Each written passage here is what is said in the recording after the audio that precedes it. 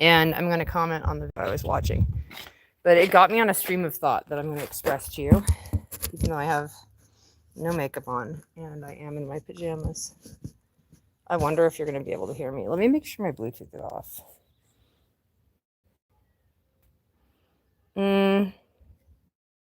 So we're just going to kind of like hope that it's recording.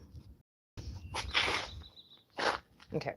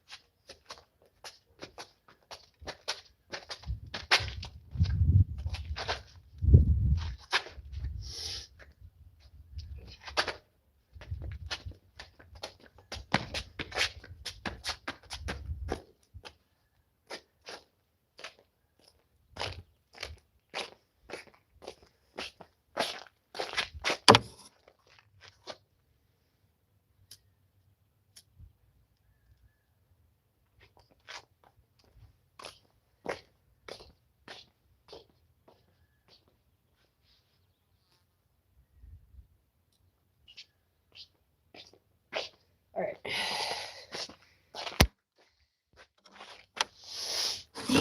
Emotions. So this whole thing got me on a kick. I hope you guys can hear me. I was watching Danique or something like that. And she goes, "Hi guys, it's your new mom here. And my name is Danny Divinity. And I can tell you're a narcissist." Thank you, Daddy. What have you got to say? You're not the best kind because your glasses are dirty. Oh, I'm sorry about that, darling. No, what happened was, it got me thinking about an experience I had. And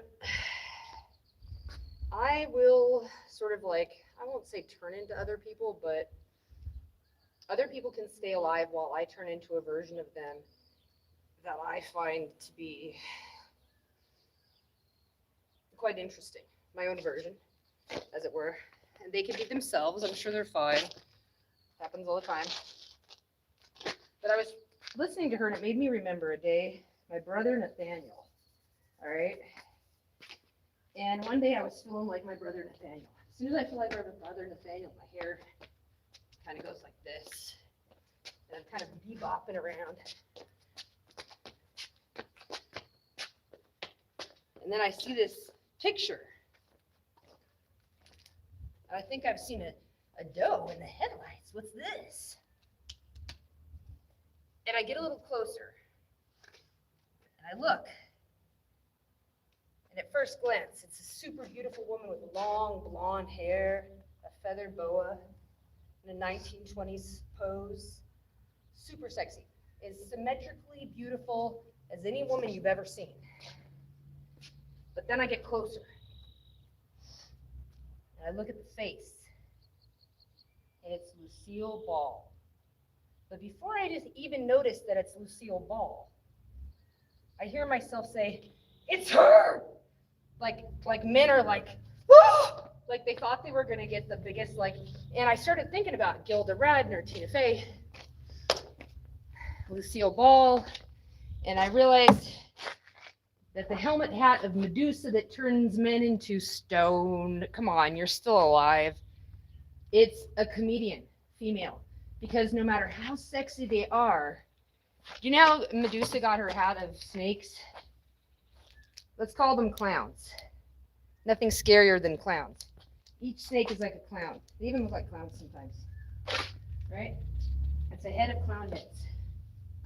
See, the goddess gave it to her because she was getting raped because she was so beautiful. And the story is, in the Greek mythology, that she was like, well, you keep getting raped, so let's give you this head of snakes.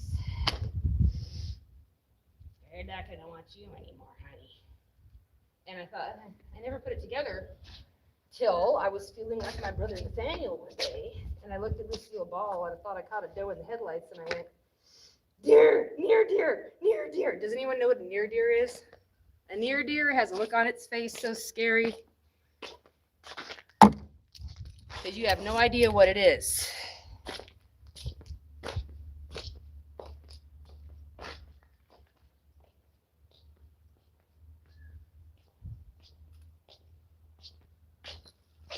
What beeth the near deer? We don't know. Is it, pray tell, the shapeshifter of old? I realize there's some women, like you'll go to a checkout line in a grocery store, and you're like, this woman is as hot as any other woman. Why are the deer predatory signals, the fawn signals not going off? She's a comedian. You got suckered, fucker. Now, once they're on the comedian side, it's not like she didn't get married a couple times. What, Gary Morton and Desi Arnaz? It's just, who do you think was receiving it? Bet you Desi was the one. Desi was down there, and so was Roy. They were like, "Come on, Lucy, I'm receiving." I'll bet you that's what happened. Same with Barbara Bush and George Bush.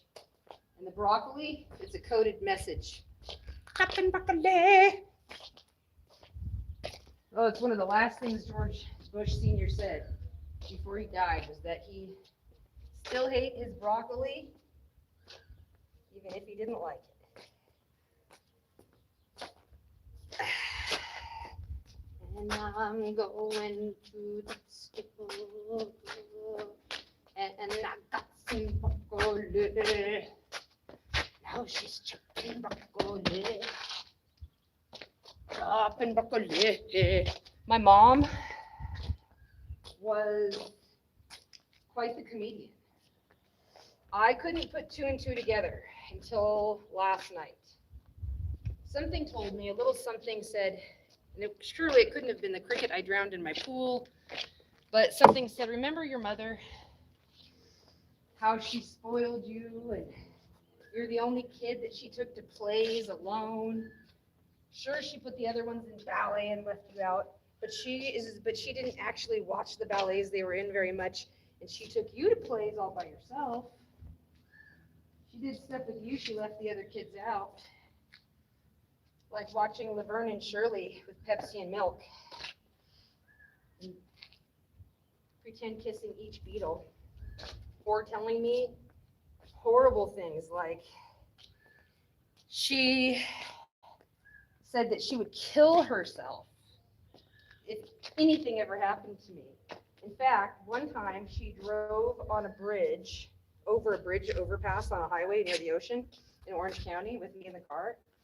And she told me, and then she told everybody else afterwards, that she thought the state or somebody was going to separate me and her.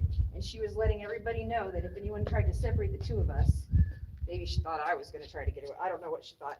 She said, then I'm driving off this bridge together and both of us will die. This is before Thelma and Louise. My mom took me on a ledge of a highway and said, if you try to leave me, I will drive off, you and I together. You think I lie? I do not lie. My first boyfriend when I was 15, it took me 6 months to break up with him, and I had to move over 60 miles away because he kept threatening to commit suicide. And when I did finally break up, I had to bring a friend to stay with him because I wasn't sure if it was a credible threat. Lo and behold, the paramedics were called before I got even fully across the apartment complex. And someone ran up to tell me the news. Once the paramedics were with him, he in fact did exactly what he said he would do. He drank bleach. I went and saw my mom in Pennsylvania. I confronted her. I said, I know this, I know this, I know this happened when I was a kid. I remember when that happened. And she didn't try to deny it. At first she was like, how do you remember? And I started giving her details. And she looked at me and she was like, people say a narcissist never apologizes. My sister is a neuroscientist with a graduate degree from Vanderbilt University and partway to a doctorate. And she put my mom through a battery of real life testing. And she said, not only is our mother a narcissist, she's in the top 1%. Now, supposedly they don't never apologize. She was so pitiful that I had to leave the house and go for a walk because I did not want, I said, please stop apologizing. I can't hear it anymore. It was, I'm sorry, I'm sorry, I'm sorry, I'm sorry, I'm sorry, I'm sorry. She wouldn't stop. It was groveling. It was at that point of groveling, and I did not want to see my mother grovel. I was like, you have to stop apologizing. It's too much. Was she afraid of the consequences, or was she actually just scared because she knew I remembered? You know what she did? She up and died. Not while I was visiting, right after.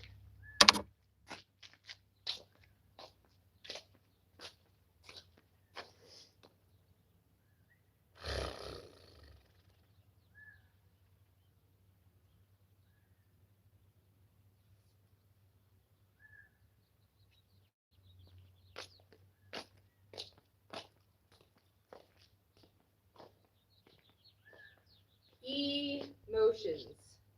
Emotions, Danny. Emotions. E, the word in Hebrew for truth is emet, but E can be seen as a truthful thing. In motion, everything is put in motion by emotions.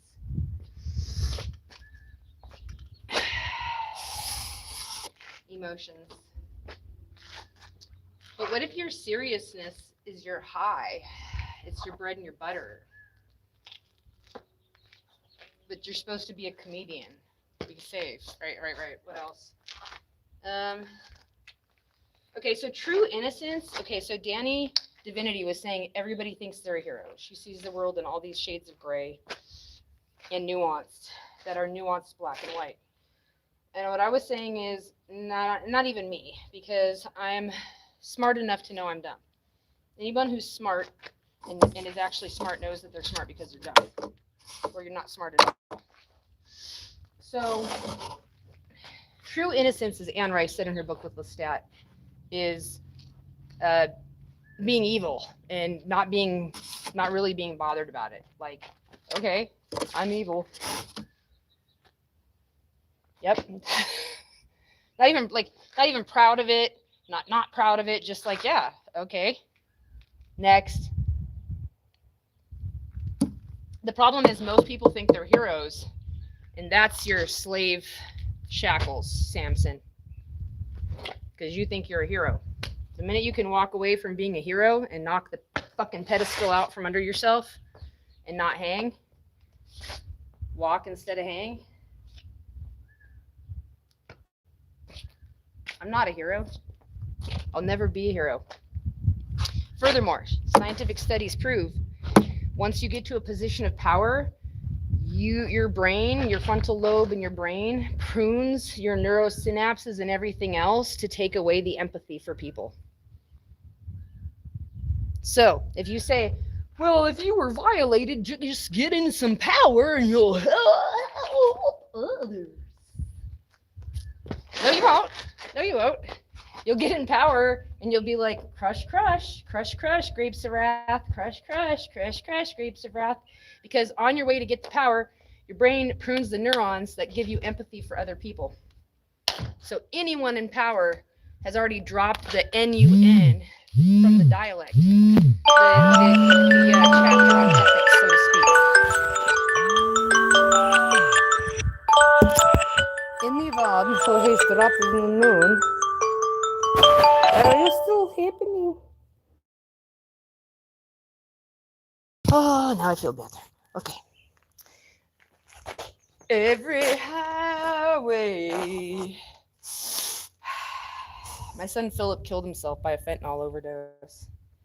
My mom just died. My dad just died. And my favorite uncle. I had started writing a book. Memoirs. I was putting together memoirs. Next thing you know, my dad and my mom, who are my best friends, along with my favorite son, all just randomly kicked the bucket, along with my favorite uncle.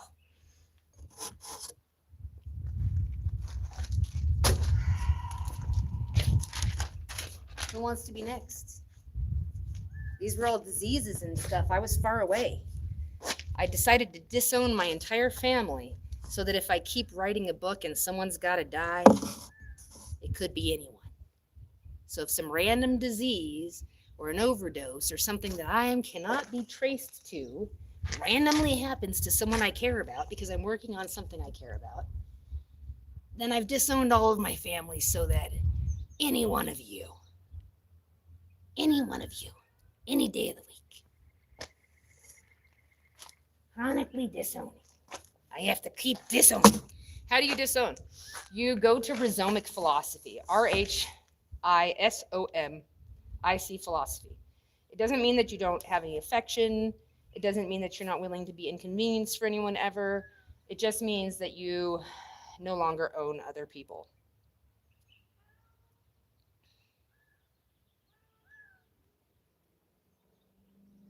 Princess! Oh, I will come to you.